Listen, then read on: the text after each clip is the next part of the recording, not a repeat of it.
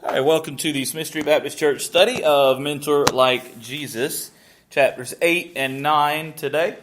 I encourage you to get copies of the handouts in the event that you're unable to be with us today, simply by contacting the church and letting us know that you need copies of the handouts.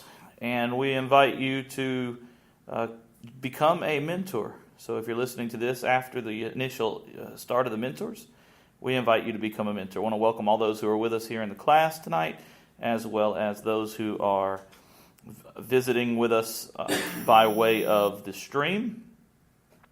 And we appreciate you visiting by way of the stream, but just remember you're only counted present if you're in class. So let's have a word of prayer and then we'll begin. Our Father, we thank you for your love and mercy. We thank you for the ability to be here today and for the folks who couldn't be here to join us by way of technology.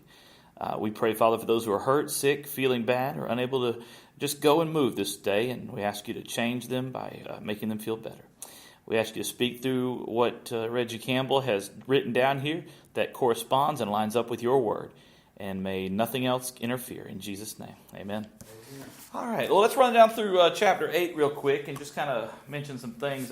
Did I tell you last time that we would go over the homework? Or did I tell you those results, or did I tell you just to keep them to yourself? I couldn't remember. That was do the chart. Yeah, I thought you said keep them to ourselves, but I don't remember exactly. Yeah. I think Faye mentioned that you had said that. I'm not sure. I think I might have, but so I couldn't remember. But I wanted to ask that. Okay, so let's start then on chapter 8, page 105 is it? 103. Page 103. I want to point out something that I took issue with in the beginning of this. And that's the part where it says a teacher can teach what he never could do himself. That's true if you use the word can. If you put a teacher teaches, then you got to be careful, because some teachers have been very successful in teaching what it is that they do. For example, some pastors become seminary professors, and they're pastoring while they're in seminary, while they're teaching seminary. So now some of them don't. Some of them forget what it's like to be in the pulpit or in the pastorate. Some teachers teach, and that's very much a teacher who's teaching education. That would be somebody teaching what they're doing. So there's truth to that. But he says a teacher can teach. In other words, he's saying it's possible for a teacher to teach what he could never do himself. A coach usually coaches what he could do a long time ago, and in athletics it's usually a very long time ago. But mentoring involves teaching as you do something. So I just want to point out that this is us doing what he says, doing life together. It's much more of I have an image of two different images. One might be us in a boat that has a motor. And you might get in the boat, in the driver's seat, and I might teach you all about how to drive this boat. And you get in the boat and then you start driving it. And I may be sitting there with you telling you what to do, but I'm not driving it with you. I'm just trying to make sure you don't wreck. Well, that's different than if you and I get into a boat that requires two people to row it, isn't it?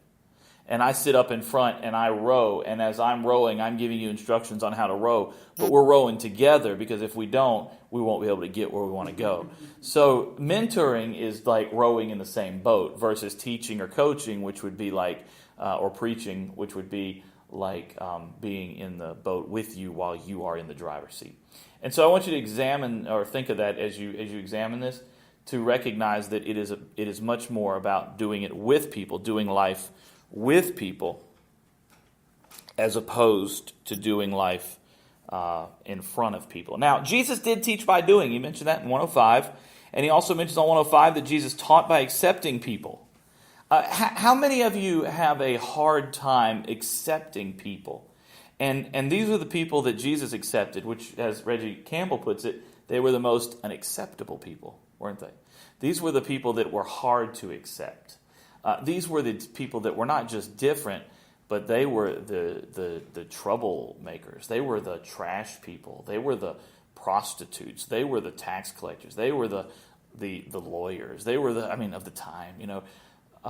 Today we could put on many different labels to describe who those people are, but in reality, those are the people that we should be reaching out to and accepting much more so than we do. Forgive all the buzzing. I've got someone texting me. There's a situation going on in our Southern Baptist Convention, and a friend of mine is a member of a big church in Southern Baptist life in another state, and she's texting me all kinds of stuff. So that's what all the vibrating is going on. So, but there's no way for me to turn it off. So, but with that being said, and I noticed I didn't say what church or her name because we're streaming. Jesus taught by accepting people. So I want to encourage you to recognize that in mentoring, you may get some people you think you're going to work well with, but he even mentions that you shouldn't just look for that. You should be really spiritually connected to God, praying about who you should mentor. Because sometimes accepting people that are harder to accept is God's way of stretching us. You know what I mean? Ed, I'm sure there are people that you come in contact with, you probably put up a wall. And it's not that you don't like them, it's just hard to understand them. It's hard to get past them. A man with many tattoos may have a hard time getting to accept a man with no tattoos, or vice versa. A woman who's never been divorced may have a hard time accepting a woman who's been divorced 3 times. These are issues in our lives that we tend to not understand if we haven't been there. I had a discussion recently with a contemporary who I was telling him that he was using the word empathy incorrectly. And he was saying that we need to have empathy with people, basically. He wasn't using that word, but he was saying we don't just need to say we understand. We need to, or we just don't need to say we feel bad for you, we're praying for you. We need to say we understand. Well, I learned in counseling a long time ago, almost a decade ago, that you should never tell somebody you understand where they're at. Because telling somebody that you understand where they're at is like saying, I know exactly what it feels like to be you in this situation. And the best we can do is empathize, and empathy is when we've experienced it. Right. Sympathy is when we just feel bad for them. So if somebody loses a loved one in a tragic way, unless you've lost a loved one in a tragic way, you don't have empathy, you have sympathy. That's important because sometimes we can't be empathetic, even if we want to be, because we haven't experienced it. So connecting with people who are different than us is hard sometimes. But you have feelings, but you can't unless it's happened to you. You cannot. Walk a mile. Exactly. Walk a mile. That's right. Page 106. So he goes on to say, it astounds people that I've never met most of the guys I choose to mentor. Now, that's interesting because that's a different way of doing it than he initially started, isn't it? He initially started picking them out. And then he says his church has gotten so big and has streamlined it now, or the ministry has, that he basically has assigned people he doesn't even know. So he has to accept them, doesn't he? Mm-hmm. In fact, he said, he must accept each guy because of the blind approach that they take. We won't take that approach in the beginning, maybe never. But in a church the size of Reggie's, which I'm assuming is big, I think he's a member of North Point Community Church, which is where Andy Stanley pastors up in Atlanta. So 10 plus. Yes, there's 10 million. So I wrote a letter I sent my book to Andy Stanley, and I got a letter back from his ministry assistant apologizing because Andy doesn't have time to read all the books he gets. So I kept the letter from the ministry assistant for a while because it was close enough. Okay. Then I threw it away and said, I'll be not worshiping man. Page 107, he says, great mentors are great listeners. Remember, if you're doing life with somebody, don't be so quick to give them your advice. I mean, they're going to want it. They're going to want to hear what you have to say. But sometimes we can be so interested in saying the next thing that we don't listen to the person. Have you ever been inside a meeting or sat with somebody who you knew that they weren't listening to you? Because even though they were sitting there quiet and you were talking, you could tell that it was like they couldn't wait for you to stop so they could say the next thing. Or they said something and you thought, were you even listening? That didn't even make sense. And as a mentor, you don't want that. You don't want somebody to look at you and go, man, she never listens to me. And what am I even worried? What am I wasting my time for? Because you want to be a good listener. That's hard for people like me. It's not hard for me to be a good listener, but it is hard for me to not be a long talker because I'm used to that. And so that's something that comes out in the pulpit, something comes out in teaching or lecturing, something comes out in radio. And so I have to be very careful in counseling or mentoring that I do less talking than the person sitting across from me. And when I do speak, I speak profoundly. So in mentoring, that's important too. On page 107, I told you we were going to talk about this. You remember the story about him not being prepared?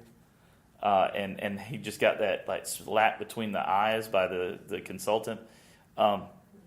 Well, he said this, the consultant said, the way you disrespected our appointment times communicated that you disrespected me. I came to figure out, although I probably shouldn't view it this way, I came to figure out that when people don't come to Sunday school on time, it bothers me. When people don't get to church on time, it bothers me. When people are late for meetings by 10, 15 minutes, repetitively, if things happen, but repetitively, that kind of stuff bothers me. And I got to thinking, it's because I feel disrespected. Whether I should or shouldn't, and there's probably a whole lot of pride in that. I would say there is. But I feel disrespected when somebody says, when you have a class to teach and you're going to teach that class and they don't show up to the class or they don't show up on time. And I'm not speaking about anybody in particular because last time I did this in the pulpit, somebody thought I was talking to them, and I'm not speaking about anybody in particular. It just so happens that this is what we're on tonight. So, page 108, he mentions this, the serving of Peter and Jesus. When when Jesus went to wash the feet of Peter, Peter didn't want him to. He was against it.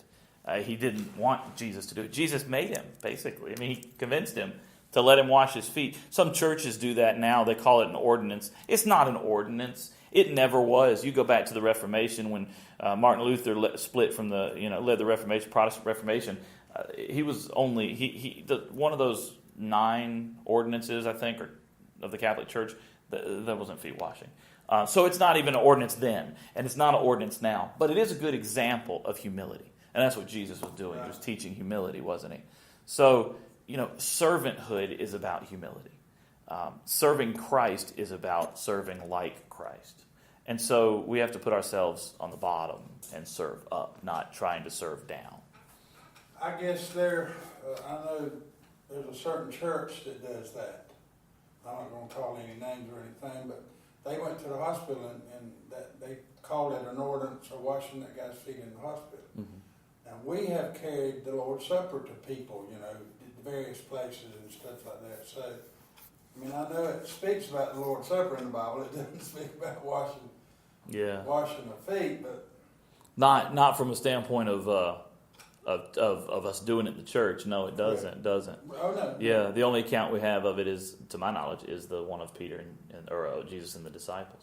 Mm-hmm. And again, it's an excellent. If a youth group wants to do it to teach humility, I'm cool with that. Correct. I'm cool with that. I don't have a problem with that at all. If a church wants to do it to teach humility, I'm not doing it. But it's not nothing to do with humility. There's other ways for me to show. You wouldn't wash my feet? No. And that's the thing. There's other ways for me to teach, to show humility and servanthood than touching somebody's nasty feet. So, and remember something. Oh, yeah, I don't like feet. I don't like feet and I don't like underarms. I don't like neither one of those. They're nasty to me. But imagine if you have when you look back at that time, it was even more important then because they were walking dusty roads, the with open sandals. That's right. They weren't wearing socks with their sandals, so they were getting some dirty feet. So, but yeah, it shows humility, and for Jesus to humble himself like that. Jesus also showed humility in the example he gave when he had John baptize him, showing that he was here. Jesus didn't have to be baptized any more than we have to be baptized. But Jesus was making an example. He's giving an example. He's following through with the public profession of who he is and who Christ is. And God was pleased with it. When you think about the scripture talking about how the Father's voice boomed down, and he said that. He said, "This is my Son with whom I'm well pleased." They went through that process, so Jesus had that confirmation, not for himself, but for others, that this is who he says he is. But there was a level of humility there for him, humbling himself before the Father and before John, when you think about John's role and John baptizing him. So we need to consider the example of Jesus. The best example of the most humble servant and greatest teacher is that of Jesus Christ. And we need to be those people. And so when they come into our home, we need to go out of our way to be hospitable.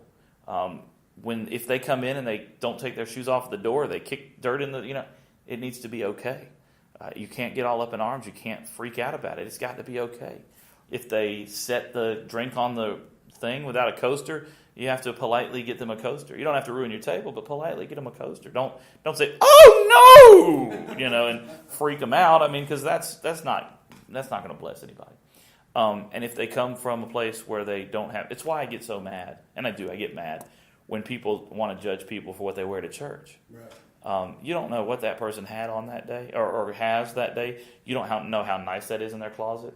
I mean, something I don't tell a lot of people because it just doesn't come up is I've said it in church before, but there are more. I am rough on shoes. I am terribly rough on shoes.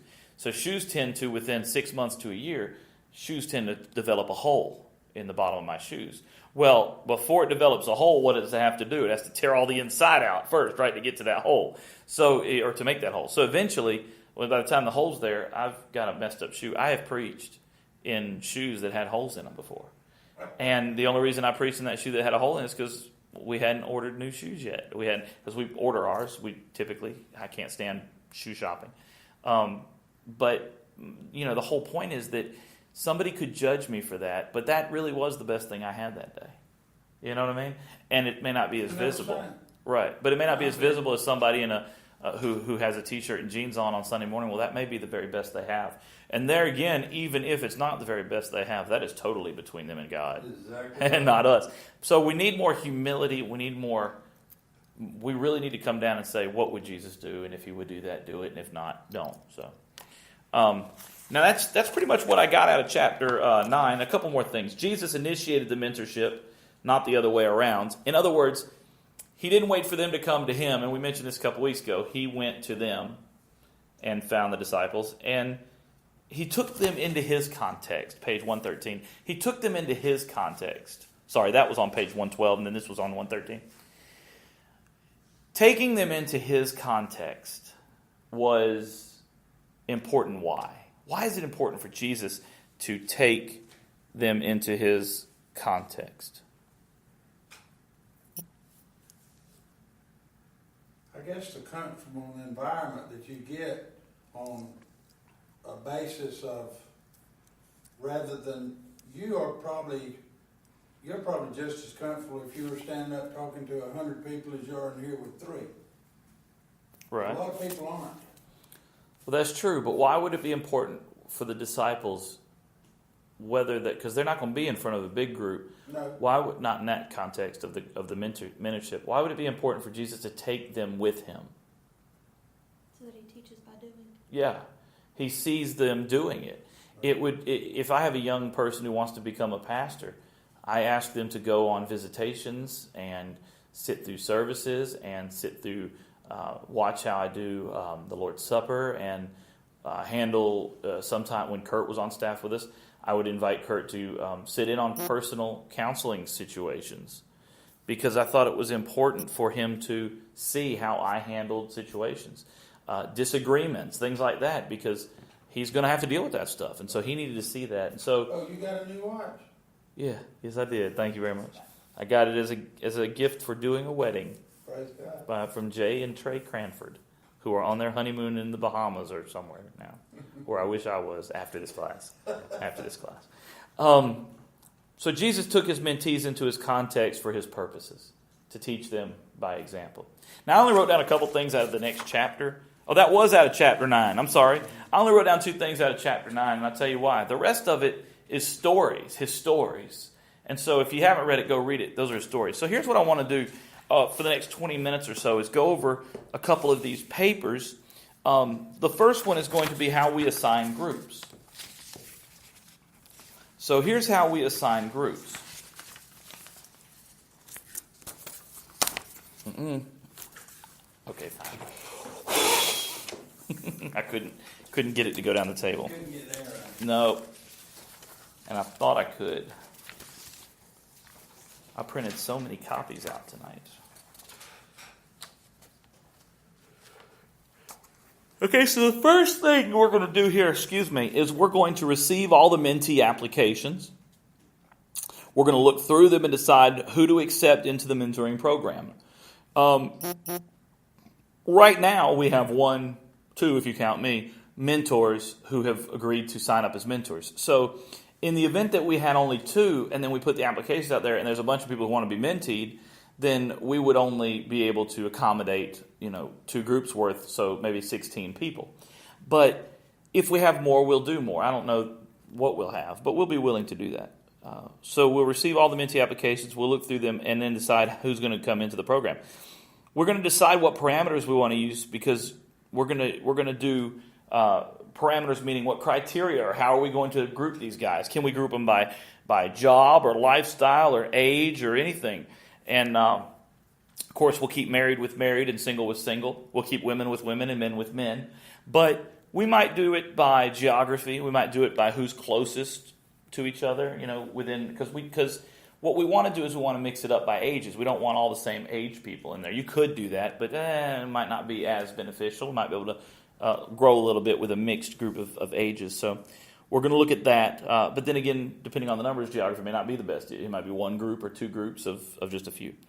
We're going to craft the groups based on the parameters that we decide, and then place them with the mentor we think is best for that group. So we're going to kind of let them, may have the mentors have some say-so in this, but we're going to let you guys take a somewhat of a blind approach too. In other words, if we're sitting around talking about these people that you're going to get, and you have a group of all people that are your buddies, well, we're going to try to put I'm going to try to get you to put 2 people in there that you don't know, or that may make you a little uncomfortable, because you may have to stretch out. This is not a small group, and guys, we got to remember that. Small group Sunday school, those typically meet on criteria like similarities, similar likings, age groups, things like that. This is not friends. Remember the mentor-mentee relationship? You're mentoring these people. So this is not necessarily. And can you mentor a person older than you? Yes, you can. Sure. We have to make sure that they are that we are intentional on how you do that and why you do that. But spiritually, yes, you can. Now, if you're mentoring them on what it's like to turn 30 and they are 60, well, that may not be something that they need mentoring on. So you kind of have to consider that. We're going to inform the mentors about the people we've placed in their group and send the applications so that you can review them. Again, we may take step 3 and 4, put everybody together, kind of have a sit down with mentors and applications and discuss them. And then inform the mentees about what group they're in and the location of launch night. Launch night is the first night that we have and next week we're going to go over some of the schedule again and how it works and how it would work starting in January and what launch night would look like and all that kind of stuff. Remember something, we're going to have training for mentors. So before January, we're going to have some training time for some mentors to get together if anybody's interested in that. So that's kind of the assigned groups that we're assigned. Now, this next thing is a little bit more detailed. This is, thank you, Jessica, this is the net out of a book. And this is what you have to do for your book reading. So this is important for you, and we will go through this through training, but this is important for you to see.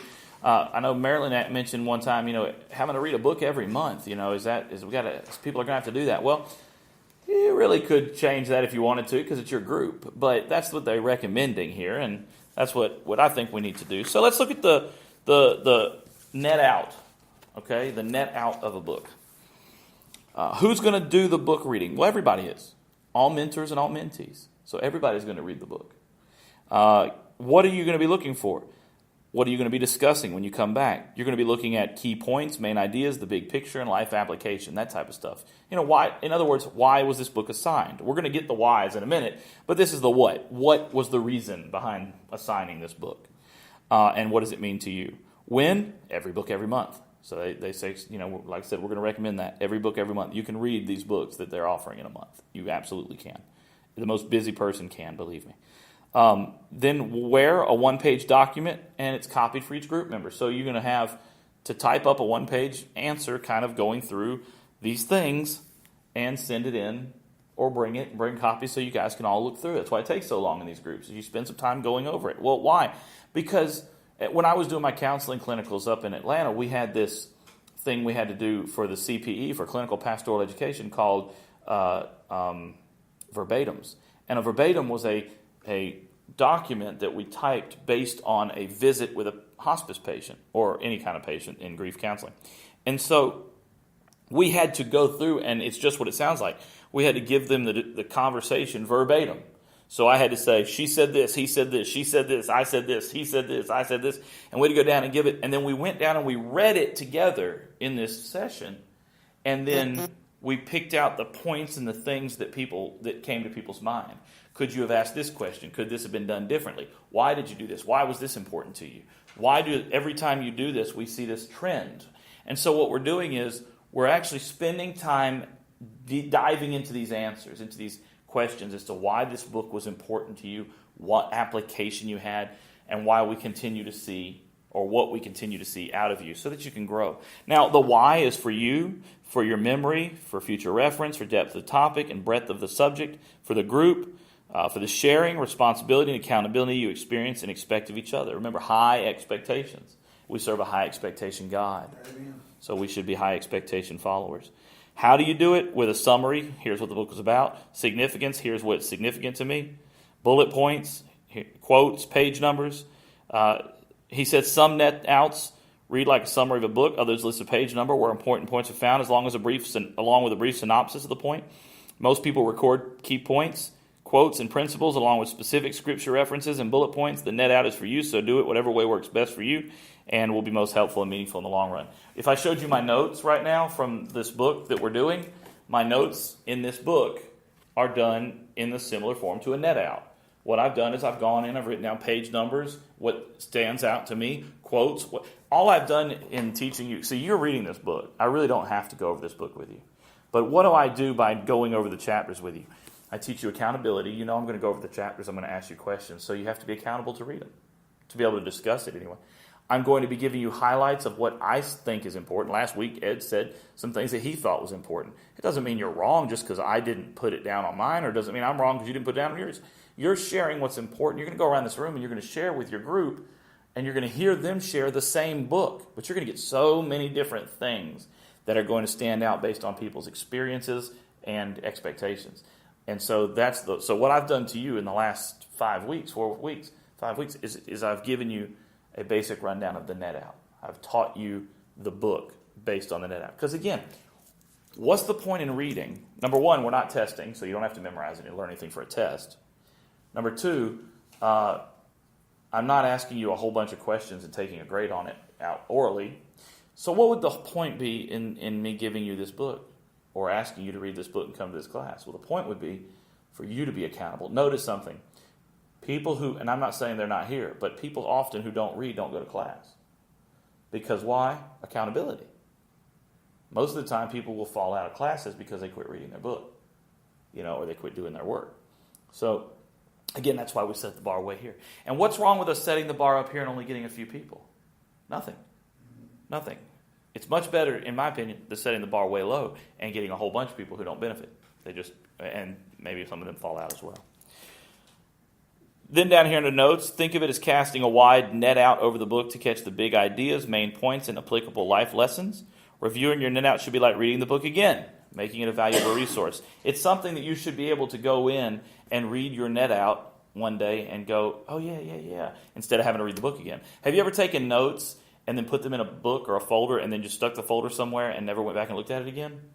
I do that at every conference. Sure. Every time I go to a conference, I fill up notebooks with pages of stuff, and then I come back and I'm like, well, what am I going to do now? Sit down and read them all? Well, every now and then I do, but for the most part, I don't go back and read all the stuff that I've written down in the conference. But it meant something to you when it was going on. At the time. It was a point that you... Sure. And you use some of them. Mm-hmm. Later you use some of them. Sure.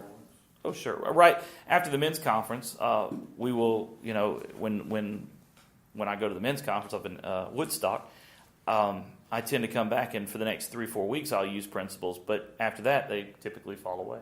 Unless something comes up and I just don't realize it's from that, which is always possible. Let's see here. As you read each book, keep the perspective. You're allowing yourself to be mentored by the author, who is an authority on the subject. There is a mutual commitment to mentoring. Everyone sacrifices equally, and together everyone gains from it. And sharing your net out with the group helps everyone in a group grasp all the important points. I mentioned this earlier. Someone else may totally miss something you've discovered, and vice versa. And so that's the net out of a book. And again, to get the terminology from casting the net out over the book and then bringing it back. So Guess what you're going to be doing next week when we come in? Sharing our net out. You're going to be sharing your net out over chapters 8 and 9. 8 and 9 and 10. Are we doing 8, 9, and 10? No, 8. I'm sorry, not 8 and 9. 10 and 11, because we're going into 10 and 11 next week. So I'm going to ask all of you to come in and share a little bit, not the whole thing because we only have an hour, but share a little bit of your net out, which is the who. It's the summary, the how. The how section of this notes are what you need to kind of cast out, okay? So it's the summary, significance, bullet points, quotes, page numbers, basically like I've been doing. So I may say, Miss Marilyn, would you share with us maybe 2 or 3 things from your net out? And then I'll say, Ed, would you share 2 or 3 things from your net out? And then Jessica, share 2 or 3 things from your net. And then I may share 2 or 3 things from my net out. And Andrew and Carolina and whoever else is present at the time. Faye. Hey, Faye. So so everybody, including those who are not here tonight, will be expected to have 2 or 3 points of their net out from chapters 9 and 10, which is really what we all been doing. You guys are reading it. You share some things. That's the same thing. Okay, it's not that big of a deal, not that hard, but I want to prepare you for that. Any questions about that? Well, guys, that's all I have. Would you like to go home early? Okay. All right. Well, thank you for tuning in to chapters 8 and 9.